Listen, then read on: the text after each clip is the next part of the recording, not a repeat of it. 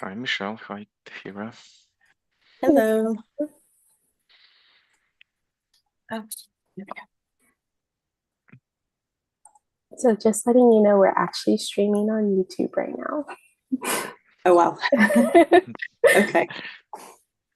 Um,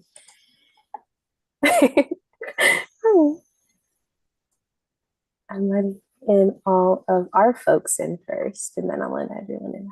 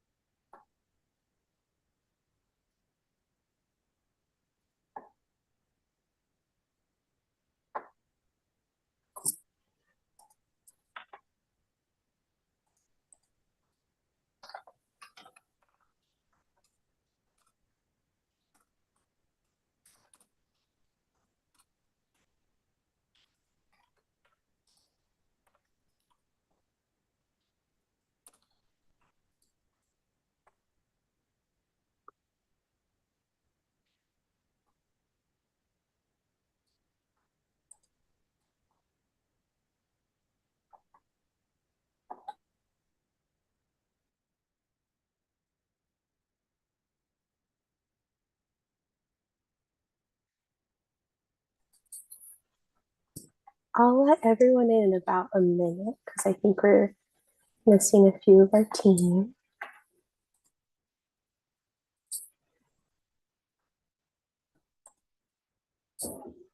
I can send a message to the waiting room to let them know we'll get started in a couple minutes. That'd be great. Thank you.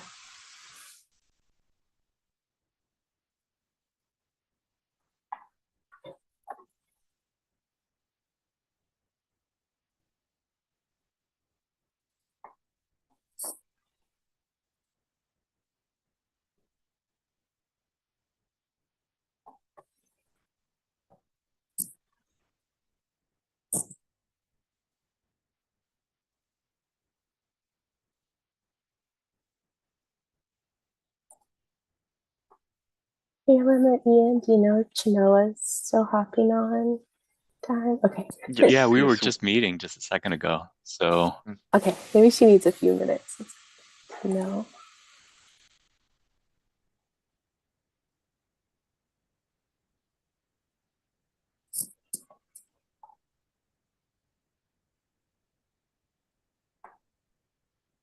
Hey, Chica. Hello, good morning Hey, good morning. or afternoon now, I guess. Officially. Okay,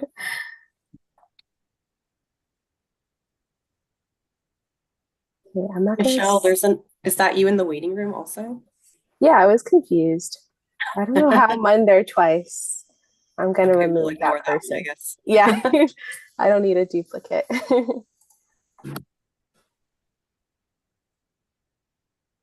Okay. I'm trying to get all of the people in our team on first.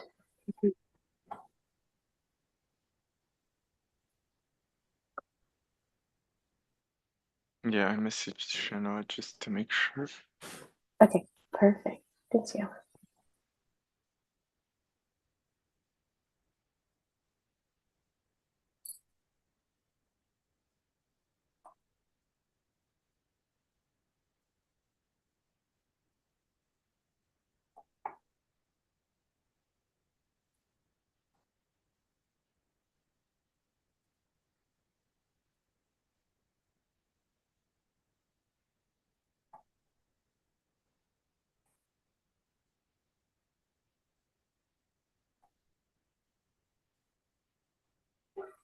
Okay, I think we'll just wait for Chinoa. She's sharing her slide deck or the slide deck. So I'm gonna have her set up before we get Yeah, started. she is having some weird error. Let's see. That she has been removed from the meeting. And she, Oh, um, okay. Let me check the back end really quick. mhm.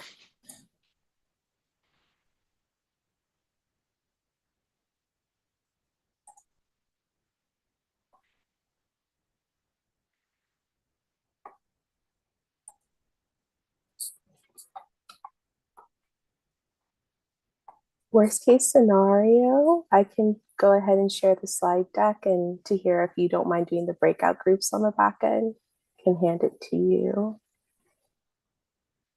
You don't Sure, they're get- just randomly assigned, right? Yeah, as long as they're even in number. Okay, sounds good.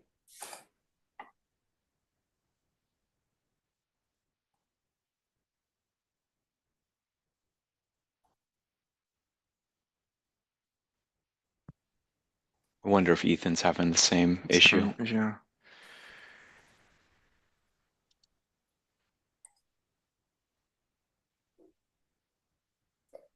Here, could you chat the chat again? Just say we'll start at 12:05, so they know. And I'll look into the Chinoa issue on the back. Yeah, it says that she just sent me a screenshot. It says, unable to rejoin this meeting. The host has removed you from the meeting. Oh my gosh. Okay. They're a setting to allow people to rejoin if they've been removed.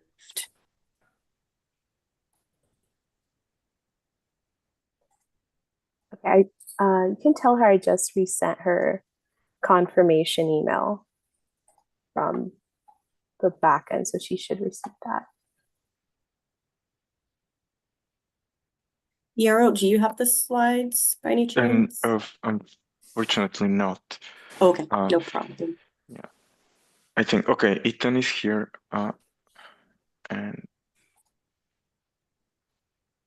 Oh, you're showing up as me, Ethan. Oh, maybe that was the duplicates. Oh, That's really strange.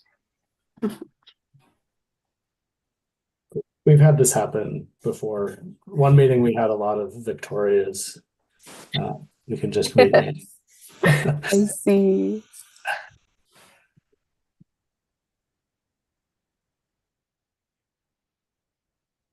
Okay, Yeah, let's see. Chinoa's getting the same error. Oh no. Okay. Could you try re-registering? Yeah, she's trying to log in through a Mhm. personal email. Okay. should we let people in and you can get started with the slides, Michelle, do you think? Or do you want to give it a minute? I can get started with the slides. Let me just have them pulled up. Okay, so you'll take over the splitting then to hear. That's okay then. Okay. All right. I should be able to do that. Let me just also set up the mirror board on the back end and showcase that with people.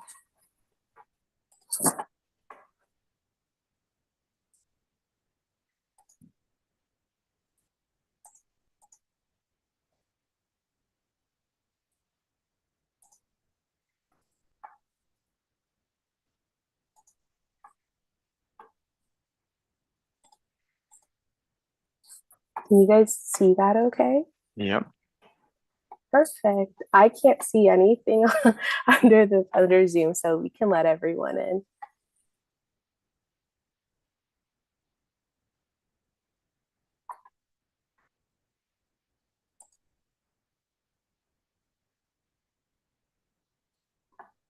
Hi, everyone. All right, we'll get started. Thank you for holding on as we, got our tech issues a little bit resolved before we let you all in. We appreciate you all being here. My name is Michelle Montenegro, and I'm the Associate Planner here at Long Range Planning, the Community Development Department. We'll be splitting the meeting into two sections. So the first will be introductions. That would take about 15 minutes. We'll do an overview of the program and we'll explain a little bit what we expect to do today. And then the second part will take about 45 minutes and we'll be discussing specifically the program and how we can get your community input. And we'll have a little bit of interactive exercises. So I just want to ask people to try to be interactive as possible, but if they don't have access to a a PC or anything like that, we can definitely find other ways to get your involvement. So I'll get started with that. I will ask that everyone be on mute for at least the first 10 to 15 minutes. And then when we go out into groups, we can obviously unmute and have people contribute. So I'll get started.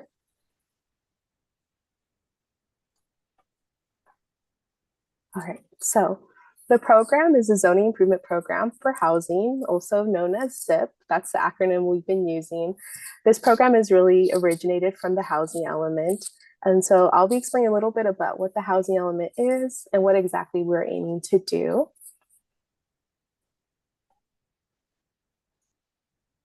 So the housing element is a plan that is required by the state for every jurisdiction.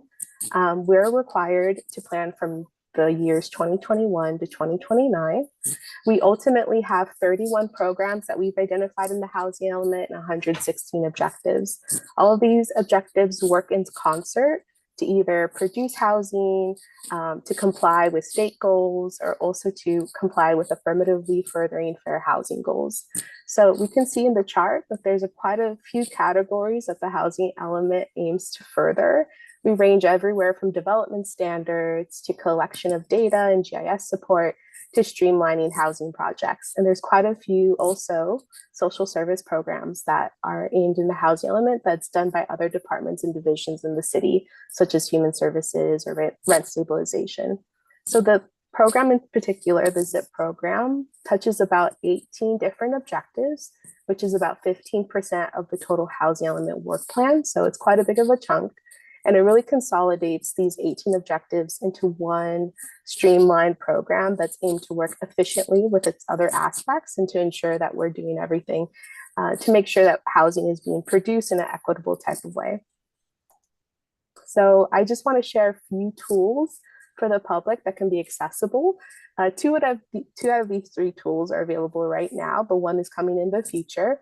So one is our public dashboard where you can track programs specifically, and there are also resources there so everyone can get used to what programs can do and also explain a little bit of what we do as operations. And then the second tool that's already released is the performance standards or performance measures, I'm sorry, for the RHNA. And I'll explain a little bit of what RHNA is in the next slide. So RHNA stands for the Regional Housing Needs Assessment, and that's an allocation that's provided to every jurisdiction in the state of the number of units that we have to try to reach in terms of a goal by 2029. And this is really tracked by number of units that have been permitted so far. So that does not account for any entitled units or units that are yet in the pipeline. And so we can see that the purple line actually demonstrates the RHNA that was given to the city to accomplish by 2029. So almost 4,000 units. And the blue line here represents the progress that we've made by 2024. So far we've permitted about 484 units. If we were to forecast out this line out by 2029, we would see that we would actually experience a shortfall from the 4,000 units that we would need. So that's quite a bit of a difference that we have to make up and kind of insert different strategies to make that difference. This is a different breakdown representing the affordability levels that are required by RHNA. So it's not only tracking total units, but units by affordability category.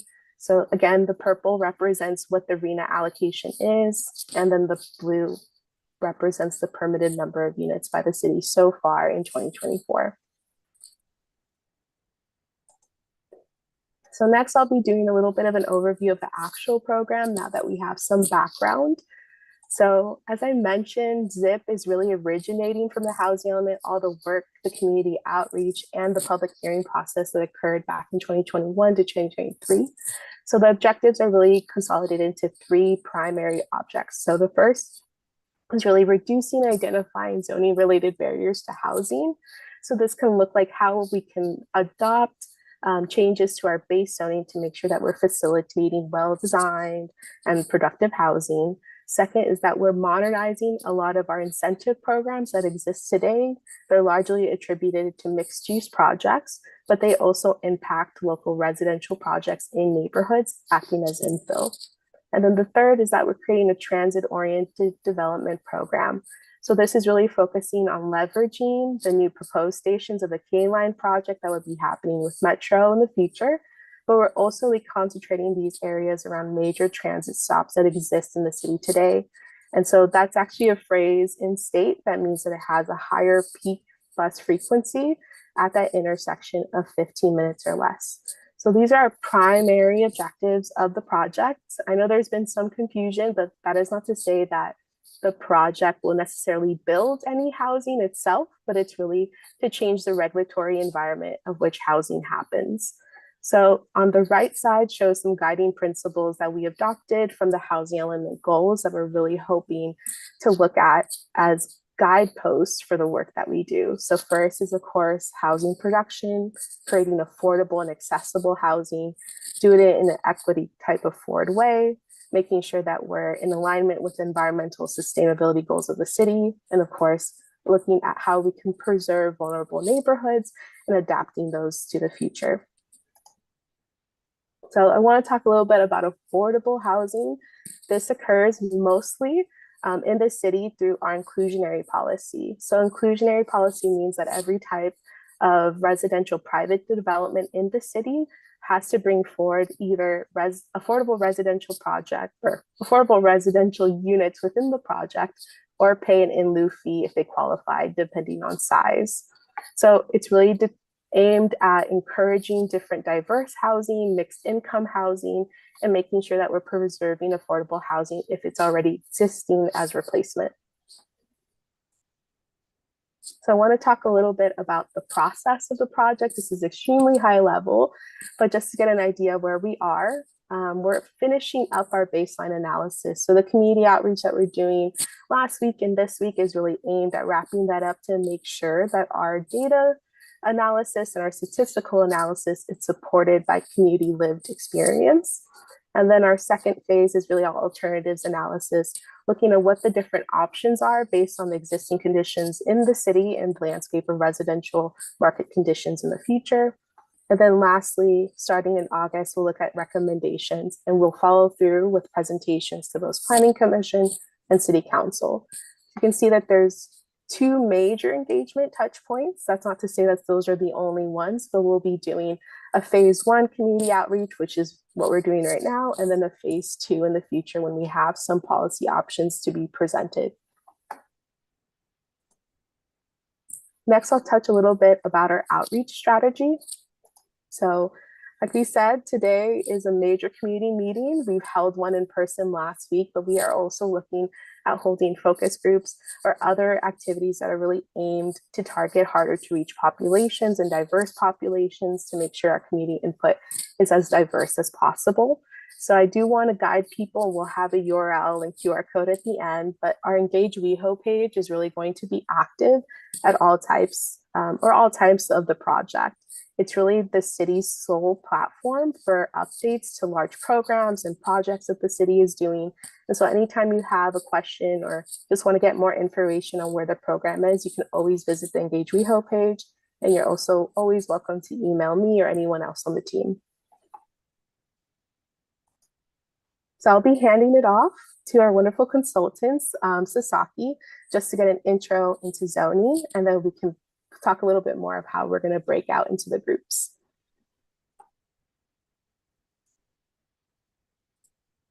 Right. And I know Chanel was having just a little spot of trouble connecting, so I might take these first few slides while she's signing on here.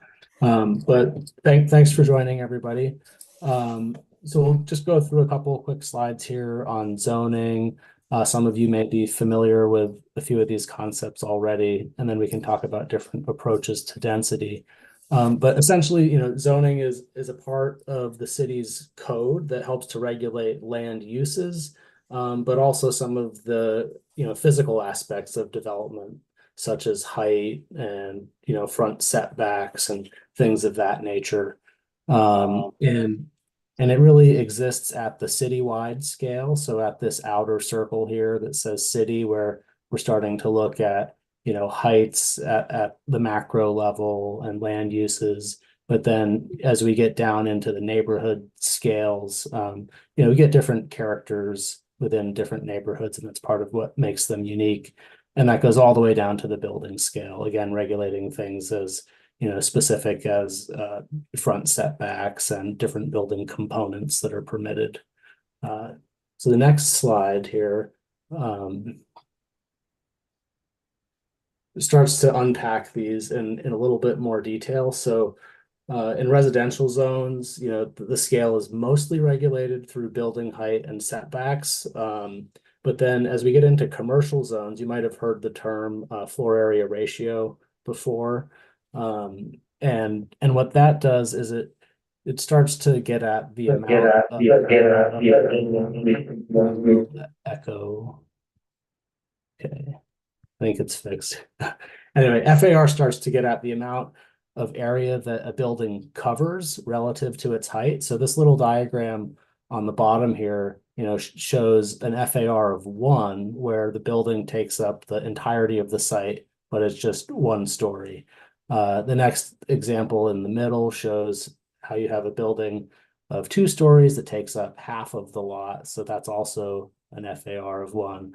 And then if you went to 4 stories, you'd be at about 25% of the lot covered.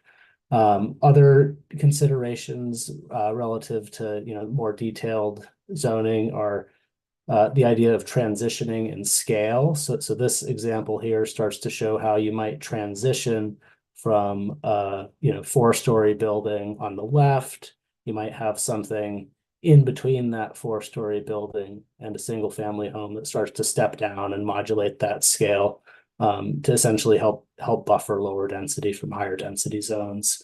Other considerations for zoning are obviously related to height, and those are directly related to setbacks. So you can go to the next page.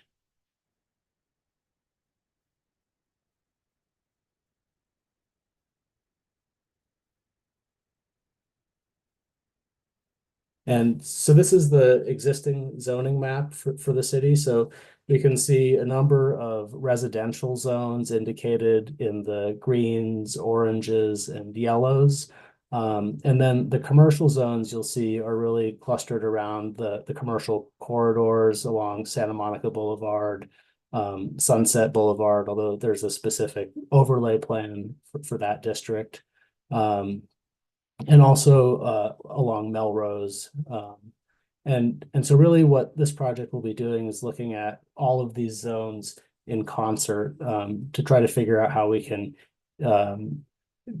start to meet the objectives of the housing element. So the next page here. So approaches to density. So Sasaki produced this map. We took a lot of data from the assessing site and really tried to paint the picture of what the existing density is within the city. So you can see the lighter colors are indicating single family. And as you get darker and darker, we've gone up in increments of units. So this is really the kind of first time we've been able to visualize this for the city to really start to understand what the existing conditions are before we start to think about changing future zoning. So next. And some of the initial observations from this analysis, really looking at across the top here, the percent of land area that different types of buildings take up within the city. So you can see all the way on the left, single family takes up about 19% of the land area and provides about 3.9% of the total units. Whereas conversely, on the right-hand side, you can see that some of the mixed-use buildings take up about 4.7% of the parcel area and end up providing also about 4.7% of the total housing density, and then everything in between. Next. And for approaches to density, there's obviously trade-offs when you look at different types of buildings. And at a fundamental level, the higher density you go, the higher heights, the more space you have for open space and lower lot coverage. Medium density in the middle here, you see kind of a diverse block with different types of buildings all clustered within a single block. And then over on the right, there's more of a low rise approach where things were a little bit more homogeneous with higher coverages. And these would all achieve around, the same density. So next. So this is really just trying to illustrate this in another graphic here showing how, your density over on the left with the single family homes is relatively low, but you have lower ground coverage, more open space. Whereas, you know, in the middle with like a courtyard building, you're kind of getting medium densities, but also, you know, a medium amount of open spaces. So next. And I think one thing to keep in mind here is that as the zoning code has changed, really development will happen, you know, through this incremental process. It won't happen all at once. So over time, there'll be, you know, opportunities for infill development through things like accessory dwelling units, or, you know, conversions to townhomes, or even things like merging lots for larger development types. So those are all different types of strategies that we can explore together. So next. And, you know, one thing to keep in mind relative to the future development opportunities is the proposed K-line extension. So this map, which we'll be looking at in more detail in the breakout groups, shows these proposed transit stations and 5-minute and then 10-minute walk sheds around those. And this is overlaid with these blue sites, which were identified in the housing element as, you know, opportunity sites for future housing. So we need to factor that in as well. Next. Okay. And Chanel, are you connected again? I am. Can people hear me okay? Yeah, that's great. Yeah, hi everyone. So we're gonna move into some breakout groups to go through some discussion-based exercises. And we're gonna be using Moreau, which is a platform just to allow for some online interaction during the groups. So I'm just gonna quickly kind of give an orientation to the platform.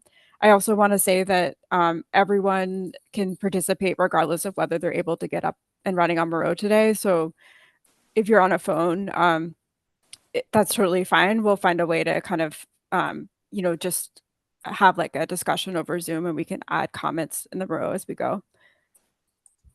So I'm going to steal this screen share, Ethan.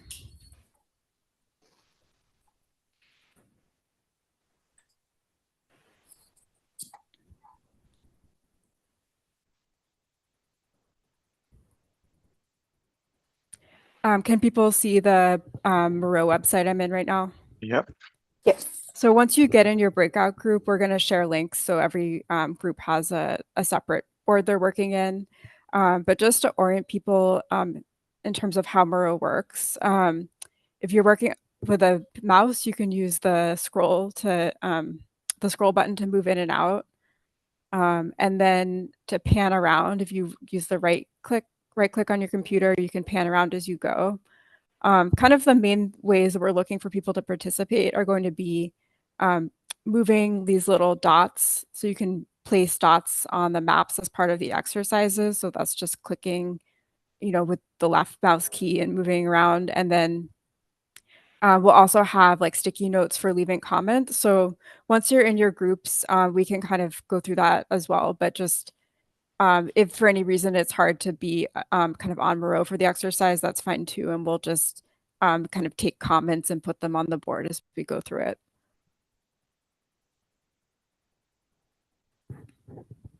So I think we can go ahead now with joining our groups. Okay, so I am going to open all the breakout groups and everyone will join automatically. So I'll just remind the facilitators to record the breakout groups if you can.